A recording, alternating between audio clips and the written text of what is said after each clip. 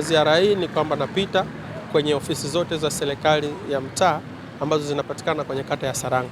Kata ya Saranga ina jumla ya ofisi ya serikali mitaa 9 ya kiserikali, na leo hii nimeweza kutembelea mitaa miwili na kutatua na kusikiliza kero kwenye ngazi ya mtaa. Tuko kwenye zoezi la utekelezaji wa ilani ya Chama cha Mapinduzi kwa muda wa miezi 6 ambayo iliyopita.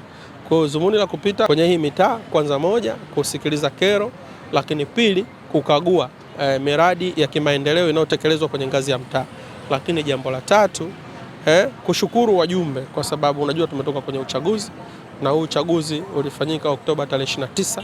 Natoka tarehe 29, sasa leo nikasema napita rasmi kukagua ofisi za serikali na kuangalia namna wanavyofanya kazi, lakini pili, hivyo kusikiliza kero kwenye ngazi ya mitaa ikiwa kama ni vikao vya ndani, lakini jambo la tatu, kuwaeleza mipango na mikakati ambayo tunakwenda kuifanya kwenye kata ya Saranga.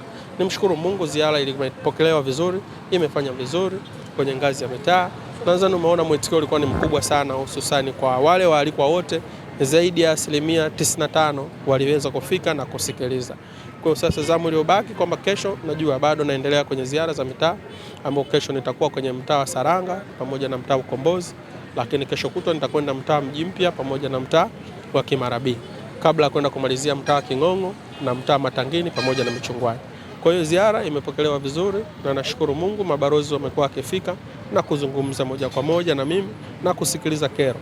Umeona kati ya kero nyingi zimekuwa zikilalamikiwa kwenye upande wa takataka. Changamoto ya wakandarasi wamekuwa wazito kuzoa taka kwenye maeneo yangu ya mitaa.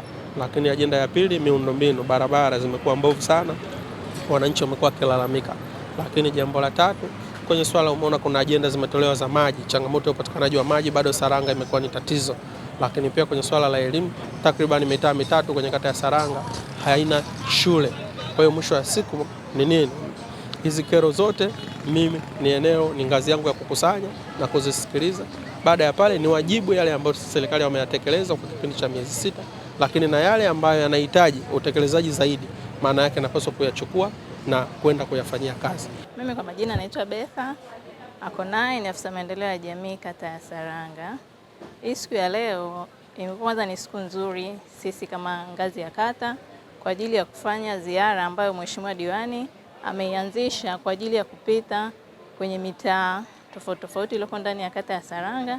Lakini lengo la hii ziara ya Mheshimiwa Diwani ni kupita mtaa by mtaa kwa kusikiliza changamoto na fursa zilizopo kwenye level ya kila mtaa, lakini pia kusikiliza na kufahamu uendelezaji wa miradi ya maendeleo iliyopo kwa ngazi ya mitaa. Kwa hiyo tunamshukuru sana Mheshimiwa Diwani kwa kuona umuhimu wa kufanya hii ziara, kwa sababu tunaamini ni ziara ambayo itaenda kuleta mabadiliko chanya katika jamii yetu, lakini pia ni ziara ambayo itaenda kuleta mabadiliko chanya kwa viongozi wa ngazi za mitaa. Naitwa Mohamed Tumaini Mjema, ni katibu wa siasa na uenezi wa Chama cha Mapinduzi kata ya Saranga.